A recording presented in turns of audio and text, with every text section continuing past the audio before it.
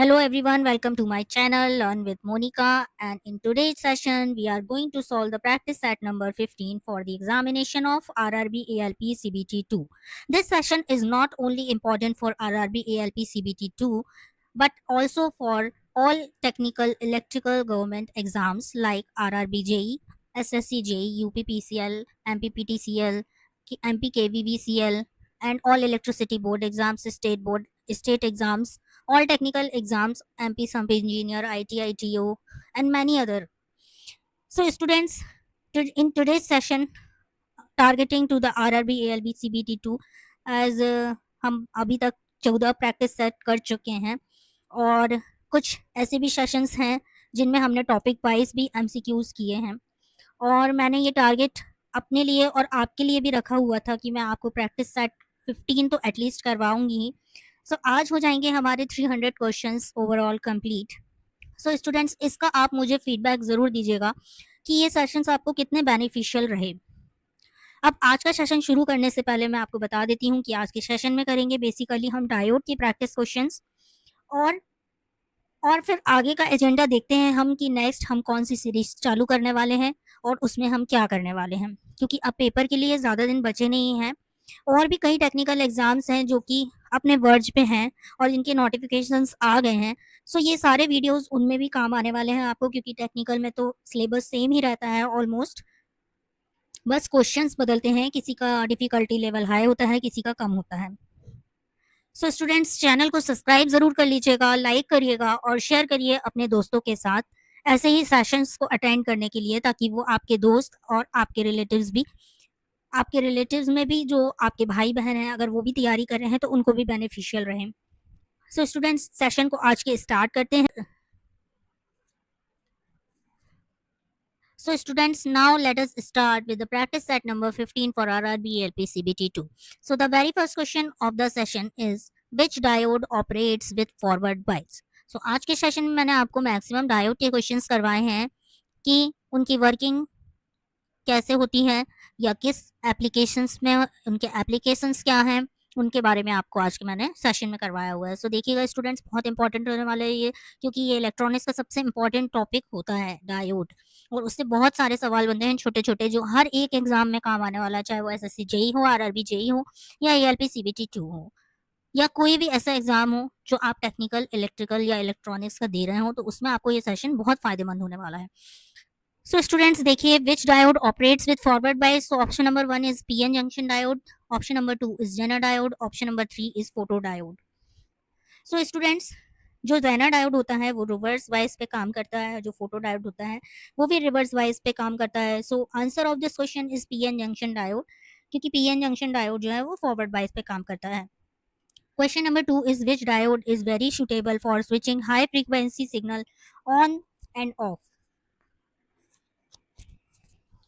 So students, on and off के लिए जो बहुत suitable डायोड है जो कि स्विचिंग फ्रीक्वेंसी के लिए यूज होता है, सो वो कौन सा होता है? Option number 1 is PN junction diode, option number 2 is Jenner diode and option number 3 is PIN diode.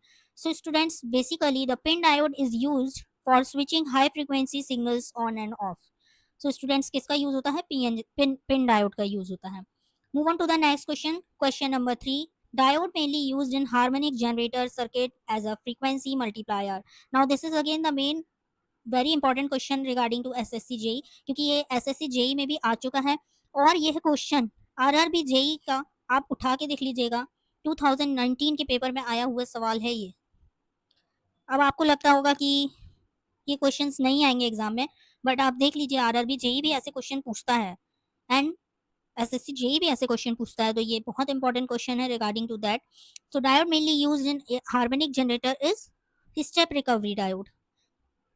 I know कि आप ये सारे डायोड्स के बारे में शायद पहली बार पढ़ रहे होंगे, लेकिन ये इंपॉर्टेंट क्वेश्चन है और एग्जाम में ऐसे ही क्वेश्चन में हम लोग गलत करके आ जाते हैं। सो चलिए स्टूडेंट्स, नेक्स्ट क्वेश्चन पे आइए। Question number 4।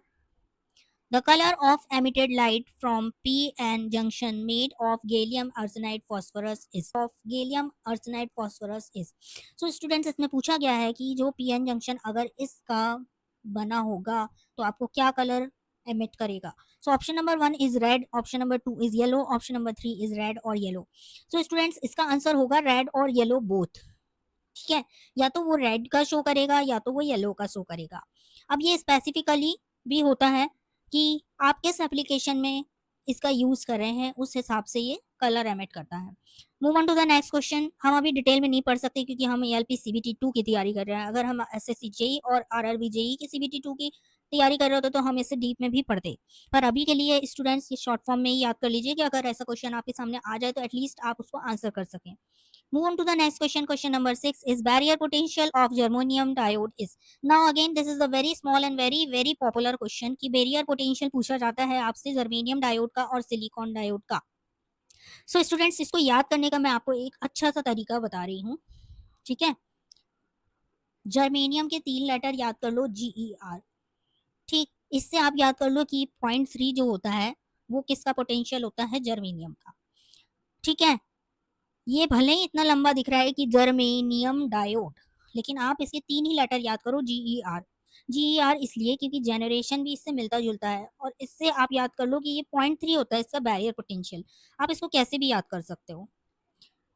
नाउ अगर आपसे पूछा जा रहा है क्वेश्चन में कि बैरियर पोटेंशियल सिलिकॉन डायोड का कितना होगा, तो स्टूडेंट्स आप किसी एक का याद कर लो, चाहे तो जर्मेनियम का या तो सिलिकॉन का। अगर आपको जर्मेनियम का याद होगा तो आप ये अंदाजा लगा लोगे कि सिलिकॉन डायोड का कितना होगा, 0.7।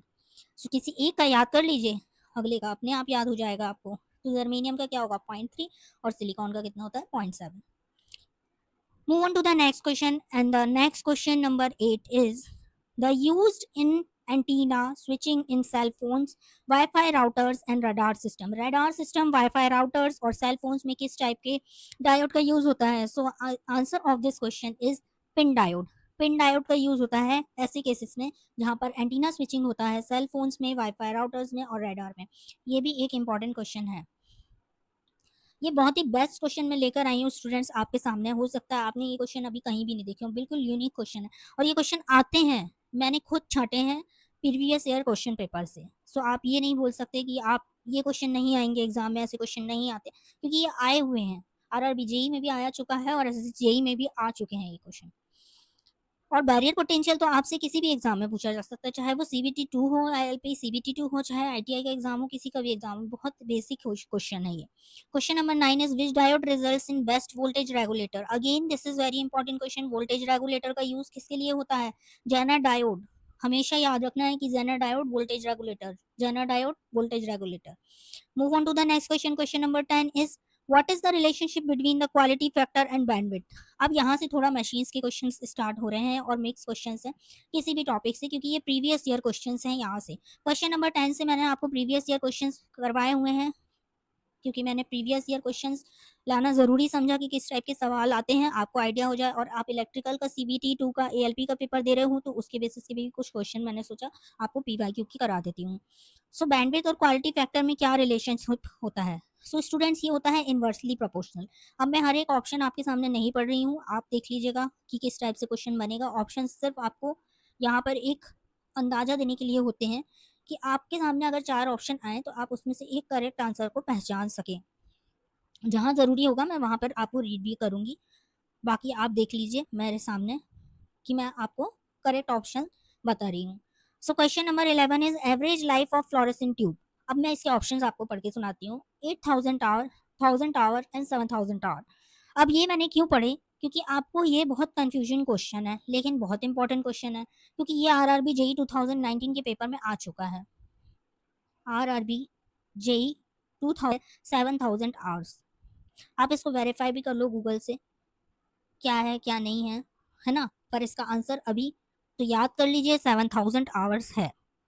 Move on to the next question. Question number 12 is which effect is used in watt metre.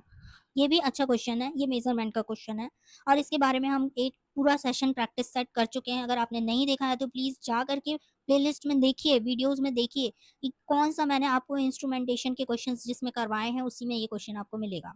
सो जो वॉट मीटर होता है वो इलेक्ट्रोडायनेमिक इफेक्ट पे काम करता है and that is very important question कि वॉट मीटर किस पे काम करता है, इलेक्ट्रोडायनेमिक इफेक्ट पे काम करता है। Move on to the next question. Question number 13 is from power system. Power system के क्वेश्चन हैं दो ठो। Question number 13 is in which transmission line is capacitance effect is negligible. Capacitance का इफेक्ट किस टाइप की ट्रांसमिशन लाइन में negligible होता है, short transmission line long transmission line, medium transmission line. So students please remember this, short transmission line में capacitance negligible होता है, ठीक है।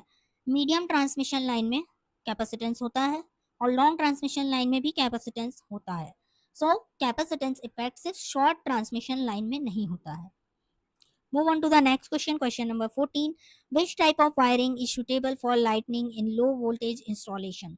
लो वोल्टेज इंस्टॉलेशन में कौन सी टाइप की वायरिंग का यूज़ होता है? वायरिंग का एक अलग सेशन लेना होगा आपका, और वायरिंग के बहुत क्वेश्चन आते हैं एग्जाम में। वैसे मैंने आपको प्रीवियस जो प्रैक्टिस सेट्स करवाए हैं उनमें बहुत सारे करवा दिए हैं वायरिंग से रिलेटेड सवाल। अगर आपने अभी तक नहीं देखे हैं तो प्लीज़ जा करके उन सारे सेशंस को देखिए, क्योंकि मैंने बहुत इंपॉर्टेंट क्वेश्चंस करवाए हुए हैं वायरिंग के और केबल्स के भी आपको already.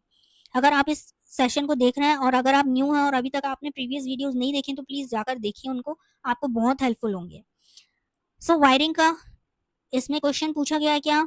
Suitable for low voltage installation. So low voltage के लिए हम करते हैं टीआरएस। टीआरएस वायरिंग का यूज करते हैं for low voltage installation.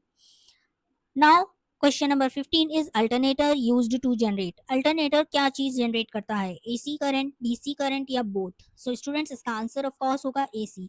Alternator DC पे वर्क नहीं करता, एसी पे वर्क करता है और ये एसी जनरेट करता है। Move on to the next question, good earth continuity. Again it is from the power system question. So ये पावर सिस्टम और मशीन्स और इंस्ट्रूमेंटेशन, ये तीन टॉपिक के कुछ मिक्स क्वेश्चंस भी करवाए हैं मैंने आज के सेशन में, लेकिन डायोड के जो इंपॉर्टेंट क्वेश्चन थे वो मैंने आपको स्टार्टिंग में करवा दिए, जिससे मतलब आपको एएलपी सीबीटी 2 में बेसिक तरीके से पूछा जाएगा।